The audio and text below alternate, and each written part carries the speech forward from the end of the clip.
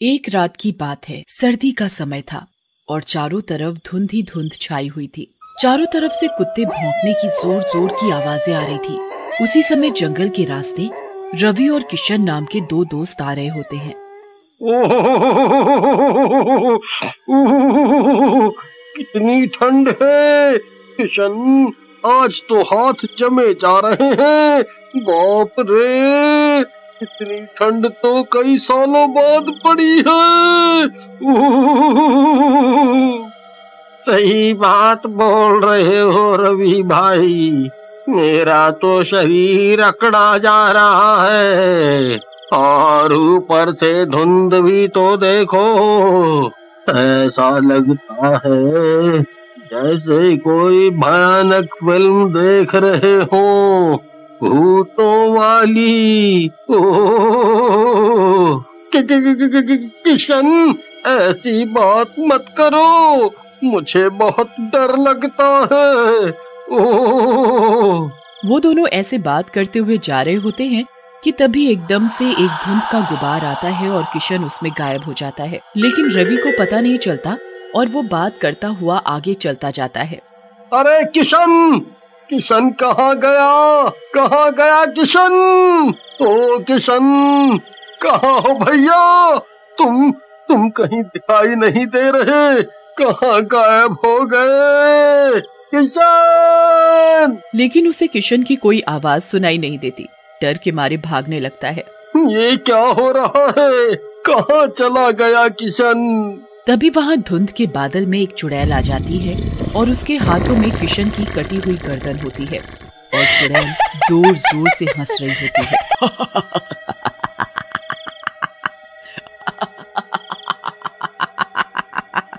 ये रहा तेरा किशन। ऐसा कहकर चुड़ैल ऊपर से किशन की गर्दन रवि के ऊपर फेंक देती है और गायब हो जाती है। किशन की कटी गर्दन देखकर रवि भी बेहोश हो जाता है। अगले दिन सुबह रवि को होश आता है। उसे चारों तरफ से लोगों ने घेर रखा होता है। अरे रवि भैया, ये रात में यहाँ कहाँ पड़े थे? लगत है गर्मी बढ़ गई है आपकी। फिर रवि गांव वालों को आप बीती सुनाता है। क्या रवि भैया, आप ही ना? लगता है आप काफी थक गए थे। यहाँ कहाँ चुड़ैल आ गई, वो भी अपने गांव में। रोज का आना जाना है अपना इस रास्ते से, आपको वहम हुआ होगा। हाँ। फिर इस तरह गांव वाले रवि की बात पर विश्वास नहीं करते और वहाँ से चले जाते हैं। कुछ दिनों बाद दीनू भी उसी रास्ते से जा रहा होता है। तभी वहाँ वैसे ही धुएं का गुबार उठता है और धुएं के अंदर से चुड़ैल निकलती है, जिसे देखकर दीनू डर जाता है और भागने लगता है। अरे मर गया रे, ये तो चुड़ैल है। ये बात तो सच्ची निकली, ये तो चुड़ैल है, धुंध वाली चुड़ैल। अरे भागो रे भागो भागो। लेकिन दीनू थोड़ी दूर निकलता है कि चुड़ैल उसे पकड़ लेती है। आओ मेरे नाश्ते, आओ, बहुत दिनों से भूखी हूँ मैं। ऐसा कहकर चुड़ैल दीनू को खा जाती है और गायब हो जाती है। अगले कुछ दिनों तक ऐसा ही चलता रहता है। वो चुड़ैल अक्सर रात में किसी न किसी को मार डालती। धीरे धीरे गांव में लोगों की कमी होने लग जाती है, जिसकी वजह से गांव वाले घबरा जाते हैं। अरे भैया, ये गांव वालों को किसी की नजर लग गई है। आए दिन कोई न कोई मरे जा रहा है। इस तरह तो कुछ दिन में पूरा गांव ही खाली हो जाएगा।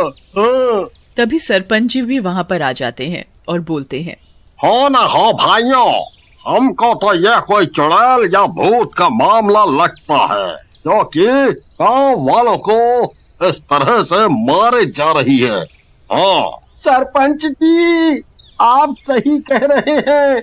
मैंने तो पहले ही बोला था कि ये चुड़ैल का मामला है, और मैंने तो अपनी आंखों से चुड़ैल को देखा था, लेकिन आप लोगों ने मेरी बात पर विश्वास नहीं किया।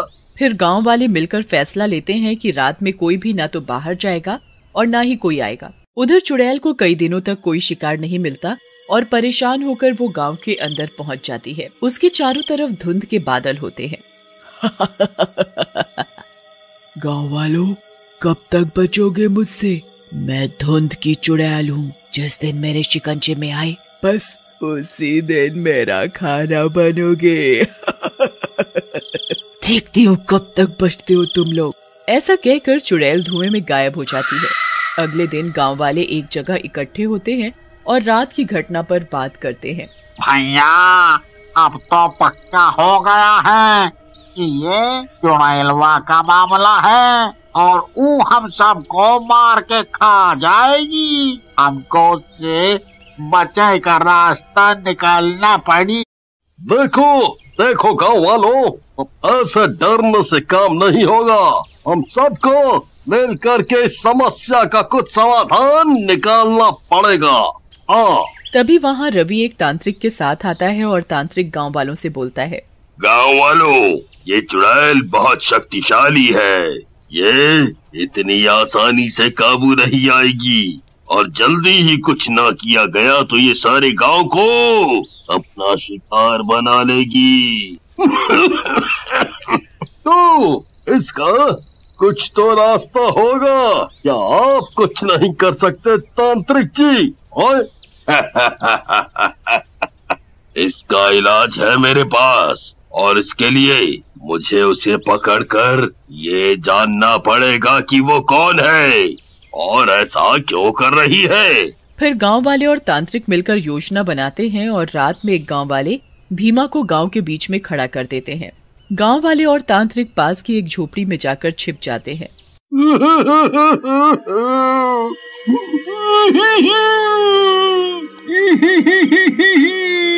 ये मैं कहाँ फंस गया रे? इन मनहूस गाँव वालों के चक्कर में मुझे बकरा बना करके पेश कर रहे हैं चुड़ैल के सामने।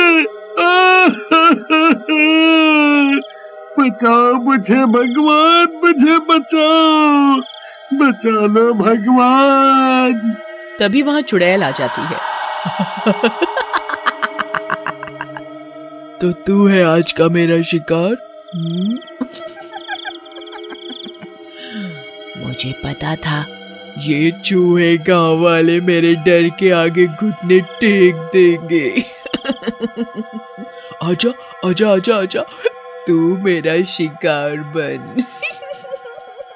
चुड़ैल भीमा को उठाने के लिए आगे बढ़ती है। तभी तांत्रिक झोपड़ी से बाहर आ जाता है और बोलता है। चुड़ैल, इतनी भी क्या जल्दी है? पहले मुझसे तो निपट ले। ऐसा कहकर तांत्रिक चुड़ैल के ऊपर एक रस्सी फेंकता है। चुड़ैल उस रस्सी से बंध जाती है और नीचे गिर जाती है। चुड़ैल, मैंने कहा था ना कि तुझे गांव वालों से पहले मुझसे निपटना पड़ेगा। अब जल्दी से बता, तू इन गांव वालों को अपना शिकार क्यों बना रही है? नहीं तो मैं तुझे यहीं भस्म कर दूंगा। नहीं, मेरी बात सुनो, मुझे भस्म नहीं करो। मैं अभी बताती हूँ। दरअसल मेरा नाम रूपमती है और मैं पड़ोस के गांव में रहती थी। मैं बहुत गरीब थी। कुछ साल ऐसी ही कड़ाके की ठंड पड़ी थी। मैं सड़क के किनारे पड़ी हुई थी। मैंने गांव वालों से बहुत मदद मांगी, लेकिन उन जालिमों ने मेरी कोई मदद नहीं की और ज्यादा ठंड लगने के कारण मेरी मौत हो गई। बस तब से मैंने इन गांव वालों से बदला लेने की ठान ली और मैं तब से इन लोगों को मार रही हूँ। तभी वहाँ सरपंच और गांव वाले भी आ जाते हैं।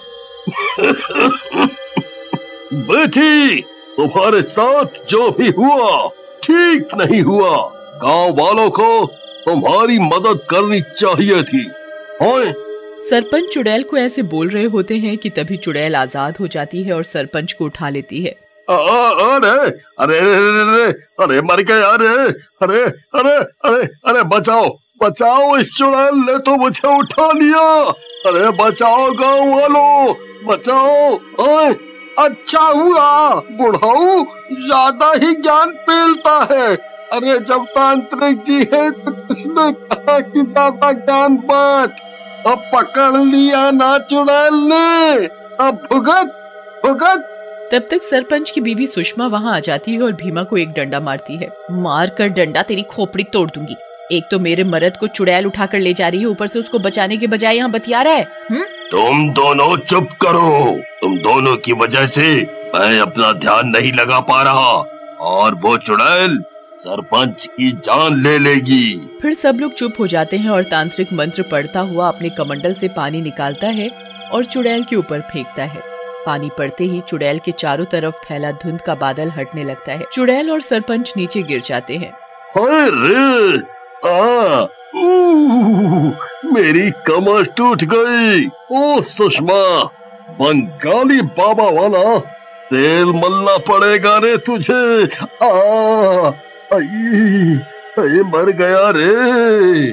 दुष्ट तांत्रिक, तूने मेरा सुरक्षा कवच तोड़ा, मैं तुझे कच्चा चबा जाऊंगी। चुड़ैल ऐसा कहकर तांत्रिक की तरफ गुस्से से बढ़ती है, लेकिन तांत्रिक अपने पास से एक त्रिशूल निकालता है और रवि को देता है। रवि बेटा, ये त्रिशूल इस चुड़ैल के सीने में मार दो। रवि ऐसा ही करता है। वो जल्दी से त्रिशूल को चुड़ैल की छाती में मार देता है और चुड़ैल जलकर राख हो जाती है। एक शहर में ही एक छोटी सी बस्ती थी। उस बस्ती में एक छोटी सी किराए की झोपड़ी में एक बाप बेटी सुनीता रहा करते थे। बेटी 12वीं कक्षा में थी और बाप मजदूरी का काम करता था। बाप को इतनी जल्दी काम नहीं मिलता था। उसकी वजह से झोपड़ी का किराया तो दूर, राशन भी नहीं आ पाता था। सुनीता सरकारी स्कूल में पढ़ती थी। वो अपने बापू के लिए कुछ करना चाहती थी। बहुत दिन हो गए तुमने झोपड़ी का किराया नहीं दिया। अब या तो कुछ दिनों में किराया दो या तो तुम यहाँ से निकल जाओ।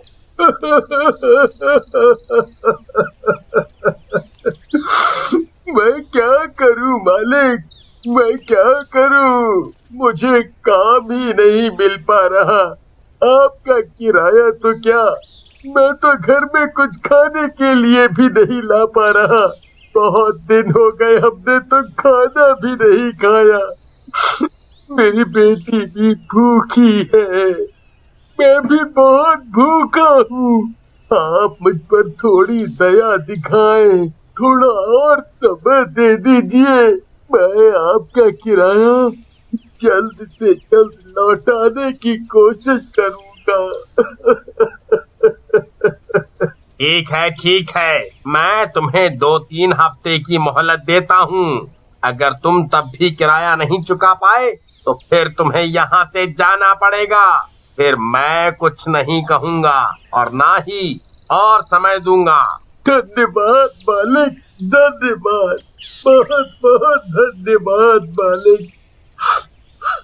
2-3 हफ्ते गुजर जाते हैं, लेकिन सुनीता के बापू को कोई काम नहीं मिल पाता। सब लोग बोलते हैं कि तुम बहुत कमजोर हो, इसलिए तुम काम करने के लायक नहीं। 2-3 हफ्ते बाद झोपड़ी का मालिक किराया लेने आता है। अब तो हफ्ते भी बीत गए, अब तो किराया दे दो। माफ कीजिएगा मालिक, मेरे पास अभी भी पैसे नहीं है, मुझे काम ही नहीं मिल पाया। आप कृपा कर मेरी अवस्था को समझिए। मैं बहुत गरीब हूँ, मेरे पास रहने के लिए कुछ भी नहीं बचेगा। अगर आप मुझे यहाँ से निकाल देंगे तो मैं कहाँ जाऊँगा? मेरी तो बेटी भी है साथ में, कहाँ लेता चलूंगा इसे? बस बहुत हो गया आपका ये रोना धोना। अब मैं नहीं सुनूंगा। मैंने आपको 2-3 हफ्ते का वक्त दिया था, अब वो वक्त खत्म हो चुका है। अब आप अपना सामान निकाल कर चले जाइए, मैं दूसरे किराएदारों को यहाँ रहने दूंगा। नहीं मालिक, नहीं, मुझे मत निकालिए मालिक, मेरा रहने का कोई ठिकाना नहीं है। मैं बिखर जाऊंगा, मेरी बेटी कहाँ रहेगी? वो मैं नहीं जानता, वो तेरी सरदर्दी, तेरी वजह से मेरे घर में इस झोपड़ी का कोई पैसा नहीं आ रहा। अब तू यहाँ से निकल। झोपड़ी का मालिक सुनीता और सुनीता के बापू का सारा सामान झोपड़ी के बाहर फेंक देता है और उनको घर से धक्के मारकर निकाल देता है। फिर सुनीता का बापू और सुनीता इधर उधर गलियों में भटकते रहते हैं और अपना कोई ठिकाना ढूंढते हैं। तभी उनको एक खंबे के पास एक बड़ा सा पाइप नजर आता है और फिर वो उस पाइप के अंदर अपना सामान रखकर वहीं रहने लगते हैं। देखना बापू, जब मैं पढ़ लिख जाऊंगी ना, एक दिन मैं तुम्हारे लिए बहुत बड़ी हवेली खरीद कर दूंगी। हम सब वहाँ रहेंगे, हमें ऐसे भटकना नहीं पड़ेगा।